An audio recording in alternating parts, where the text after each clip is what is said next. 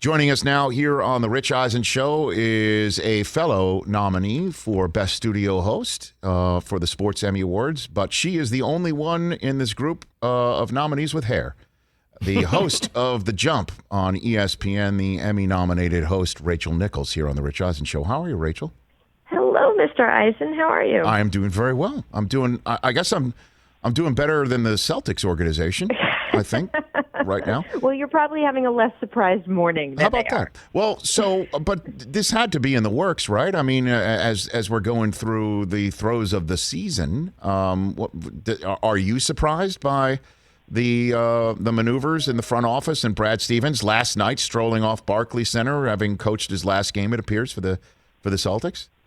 Yeah, I mean, look, I spoke to Danny Ainge just this Friday, and it's funny because sometimes right before a game, and that's when I saw him on the court, you know, he can be kind of focused on the game, right? You know, athletes pregame, always an athlete, once an athlete, and just sort of tense. And he was chatty and friendly and forthcoming. And even though at that point the Celtics were already down in the series, and it was a more relaxed Danny Ainge than I expected. Now, in hindsight, does that mean something that he already knew what this was going on?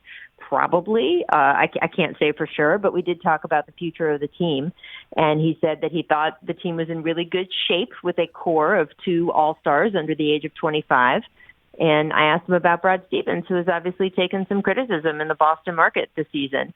And he said, and he's like, there's nothing that you would ever blame Brad for. And he said, as far as I'm concerned, Brad could be with this organization as long as he wants. And I guess that is true, just in a very different way than we expected. In his job. I mean, so did you get any sense at all now in retrospect, a sort of spidey sense in a way, talking to Ainge that something was coming? Or do you think this was actually something that happened this morning? No, I certainly didn't. And I can say that people within the Celtics organization who work with him every day didn't have that feeling. There was a lot of people in that organization, texts flying around this morning saying, you know, just sort of wow, or I can't believe this is happening. But, you know, I'm sure people close to him knew. And, you know, Danny Ainge pulled off one last thing people didn't expect. So what do you think? Who do you think? I mean, I guess this is at first blush isn't the proper word for it, but all options clearly will be on the table. Who wants to coach Jason Tatum, Jaylen Brown, and with all those banners hanging over your head? I imagine that there'll be a line out the door. What do you think, Rachel? Yeah, I mean, I think there's candidates. I'd want to take a minute before I start speculating because that speculation sometimes becomes news.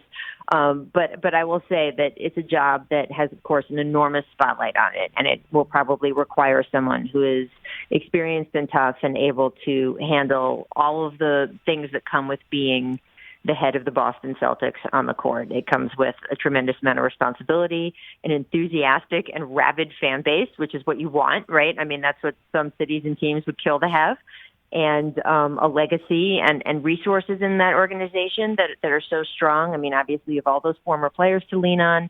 Ownership in that city is really strong in the NBA. But also an enormous amount of pressure. You know, Boston is a city that now, I mean, it's so different from when I was growing up, but now expects titles in every sport. And certainly with, as Danny pointed out to me just a few days ago, you know, those 2 young players, Jaylen Brown and Jason Tatum, who are the strongest sort of backbone of a team that you could kind of ask for at that age. Who do you fill in around them and how do you win with them? And when is Kyrie's first media availability, Rachel? When is that? When does that happen? I'm sure we will see Kyrie again after Game 1 of the Brooklyn Milwaukee series, which is Saturday night. So who's going to ask him the question? Of being the team that ends the Celtics season as well as their long-time running construct in the front office and on the bench. I will say this. I obviously don't. Danny's talking right now. I believe I don't know all of the motives behind his thinking, but I can't imagine this decision was made having to do anything with how this series went. This is such a difficult year for Boston. They fell so far below their own expectations in terms of where they wanted to be. It's a team that was in the Eastern Conference Finals 3 of the previous 4 years, and this season they found themselves scraping just for a playoff spot. And I think that, some of that's COVID. They had, a couple really bad bouts of it go through the team. You heard Jason Tatum and then Evan Fournier talk about how they had lasting effects. Jason couldn't breathe for a long time. Even after he was back playing, he had to start using an inhaler just to play games. Evan Fournier talked about even once he was back, he felt like he was in a fog and had a concussion all of the time. He had headaches, and I don't think they've completely gone away. So I think they've just had some bad luck with all of that stuff. They had injuries, and it was just a difficult season. All of the teams that were in the bubble toward the end last year have sort of, had some tough things to deal with. I don't get the impression that anyone walked into this series with the Brooklyn Nets this first round thinking, oh, yeah, we're going to win this. So I don't think the way it ended is having any long-term effect on anyone's future. I think it's just sort of the end coda to a difficult year that probably, these decisions came over time. Or difficult 2 years that kind of started with Kyrie smudging Boston Garden. Let's also go back to that, right? With him walking around with incense around the perimeter of the court. I'm trying to stir something up for you, Rachel. I was going to say, the stage. You want the stage. Do you think that we need to, have the stage? We're doing the Emmys virtually, right? Yes. So I think we'll be on some giant Zoom type thing. Yes, I've already gotten many of the emails about how hardwired the computer needs to be. So, but I'll share with you what I responded to the Emmys when they wanted me to hardwire my computer at home, and it's how impossible that concept would possibly be. I've got a laptop. I said I can shoot a video of myself reacting to Ernie Johnson winning, and you can play that instead, is what I sent back. So, Well, good. That'll be your video. My video will have a little stage in it, and we can clap for Ernie. You're gonna smudge the Emmys? I don't know if you're gonna. No. Okay. That's not smudging. It's what is cleansing. Oh, my bad. See, I don't know these things. I guess I should learn. I will say Phil Jackson did it first. So if you're gonna talk to Kyrie about that, you got to talk to Phil Jackson first. So a 12th ring is going to come from this, essentially, potentially, apparently, with the Nets moving forward. I've got Rachel Nichols here on the Rich Eisen Show. A few more minutes left with the host of The Jump on ESPN and so much more. So let's get into the injuries out west with. Obviously a significant injury that it seemed like Chris Paul has finally suffered last night. And then the Lakers getting blown out with Charles Barkley referred to him as street clothes on TNT last night in Anthony Davis. How significant are these injuries, do you think, moving forward, even for whoever does emerge from this battle of attrition between the 2 and the 7 here? I think they're significant. I think it sounded like from Monty Williams' post-game press conference last night that Chris Paul, is not as injured as he was the first time. I guess that's what we consider good news these days in the NBA. Right. In many of these sports. The Anthony Davis injury feels significant only in that, he was out for a big chunk of this season with sort of an Achilles thigh kind of injury, and then he injured his knee in the first round of the playoffs, and now it's his groin, and it's all on the same side of his body. So you've got knee, thigh, groin, basically all on the same side. I'm not a doctor, as they say, but it's not hard to say that you start getting these compensation injuries and that one part of your body is a little bit weaker because it's trying to have extra support for another part of your body, especially if it's all on the same leg. So I don't know if he's going to be able to come back for Game 6. Certainly the Lakers need him to, but I do know that they have to be concerned that if they bring him back, and they win, and they then win a Game 7, is he going to hurt something else, or is it going to be a more long-term injury?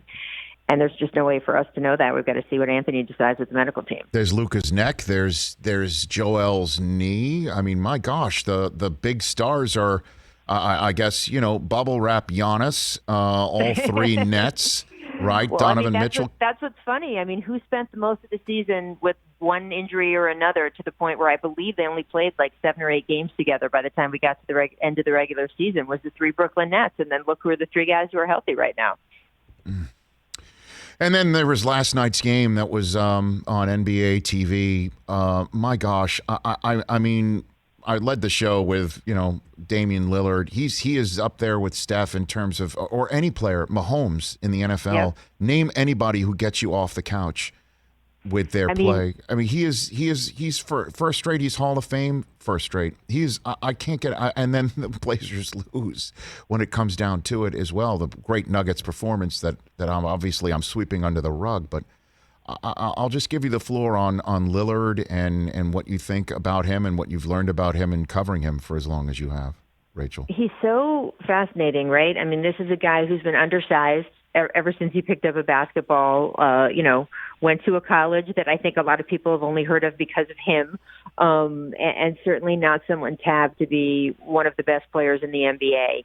And none of that has ever mattered to him. And that's easy to say, right? You know, we got a lot of young guys with chips on their shoulders saying, yeah, I always believed in myself. Yeah, I knew, and I used the haters for fuel. But it's a lot easier to put on that front and that bravado than to actually believe it and do it and have that faith in yourself and your core that even when the world is telling you over and over again, this just isn't for you, being able to say, yeah, I actually know it is, and I know better, and I know what I can do, and I know what I can become. And I've always been fascinated that Dame has had that in him in such a certain way.